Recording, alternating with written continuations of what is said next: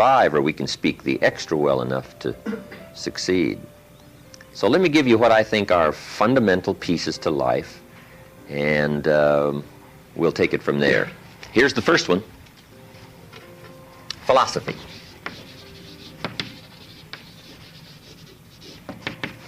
Pretty well-known word on a university campus. Philosophy. Philosophy, in very simple terms, is simply what you know. And what you know greatly affects how your life works out. We might also add, what you don't know greatly affects how your life works out. The idea you miss could be the missing number in trying to put the numbers in the lock. So, what you don't know will hurt you, to correct an old cliche. And to correct aspiring entrepreneurs, weigh everything before you do it, before you buy it, before you try it. Make sure you weigh it. Everything you get ready to do, you got to decide whether it's a major or a minor, and you don't want to give minor things major time. You don't want to give something insignificant significant amounts of your energy.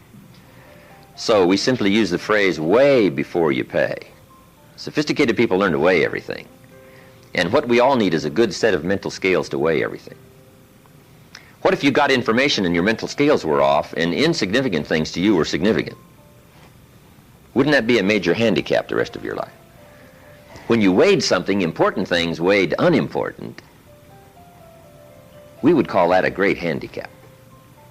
So it's very important to weigh everything properly, and that's the reason for sermons and songs and lyrics and lectures and seminars and conversations and professors and teachers. It's one of the reasons why we converse with each other, and we debate and we think about and we ponder and we perceive and we weigh and we try to find out where the values are. Because you don't want to proceed and give big chunks of your life to something that's insignificant. Okay? So we get information. Big question in forming your life, where are the values? What is important?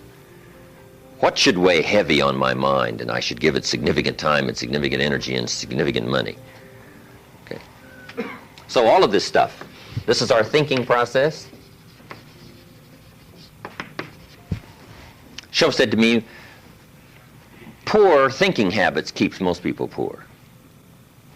Not poor working habits. Most people work hard, but they don't think hard. They don't use their mind to really try to perceive where the values are so that they don't waste any time. It's easy to spend big chunks of your life on insignificant things, unless you can weigh it better. Our mind. So all of this stuff is called major. It's one of the major pieces of the life puzzle. What you think about, knowledge, how you weigh it, the conclusions you come to, the values you've perceived. Thinking. If you really want to help somebody change their life, you have to start changing their mind, change their philosophy, change how they think. Somebody says, well, just motivation, that'll do. And the answer is no, motivation won't do it. If a guy's an idiot and you motivate him, you got a motivated idiot. Right? Say, no, that's not what it takes. Now, it's very easy to make errors in judgment. Errors in judgment. I'm now teaching people, even after they're out of school, university, college, they should read at least 1 or 2 books a week. It's easy when you get out of school, right, and get a job to just sort of let that all slide, not keep up the learning process.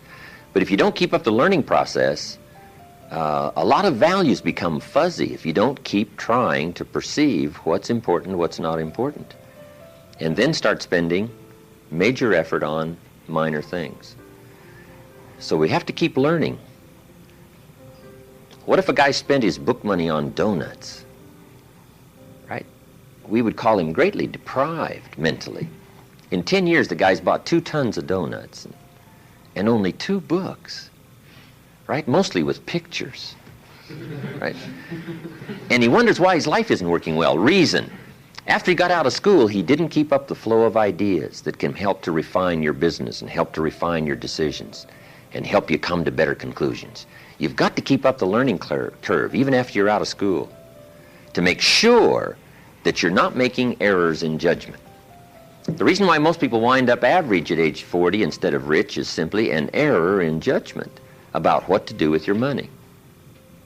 What would you suggest a 15-year-old start as a plan to do with their money so that by 40 they're rich instead of average? Got to have a good plan, right?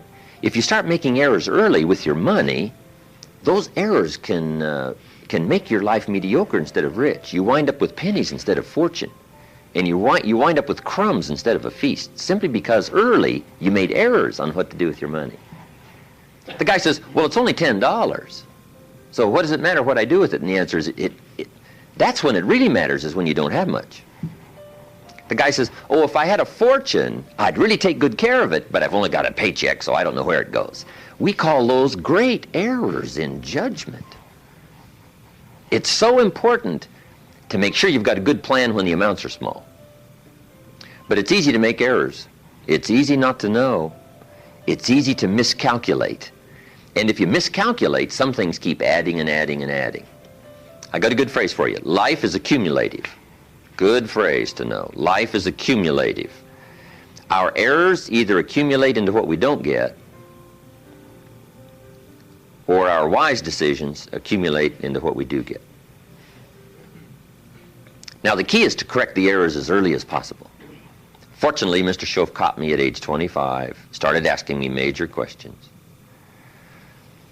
At age 25, he said, Mr. Rohn, how long have you been working? And I said, I've been working 6 years. I started working when I was 19. Right, full-time job. He said, well, 6 years. How much money have you saved and invested in the last 6 years? I said, not any.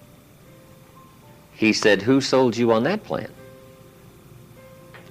Wow, 6 years is enough time now to check and see if you've got a good financial philosophy. And the time to catch the errors is early. So Mr. Schoaf started asking me those tough questions at age 25. How about your money? How about your resources? How about your investments? And you say, well, I've got plenty of time to worry about that, to be concerned about that later. And the answer is probably not. Now's the time to fix it. Wherever you hear the good information, that's the time to start fixing it. So we're teaching kids now a good wealth philosophy. Starting at age 50, 15 will make you wealthy by age 40, 45 at the latest if you're a little slow. Start doing wise things with your resources. When would you suggest people should do wise things with their resources? Answer, as soon as they get the better information. Now, you can't do what you don't know, but the key is to keep learning so that good ideas keep occurring to you. Now you can do more wise things. Okay? But philosophy is where it all begins, what you know. Now, to know wise things, you simply have to study, as you're doing. Keep up the reading, keep up the conversations, keep up the listening to lectures, keep going through the information, keep stashing it away, taking the notes, right? There's no better way to adjust your philosophy than to have a continual flow of ideas. But that's the first piece of the life puzzle, how our life works out.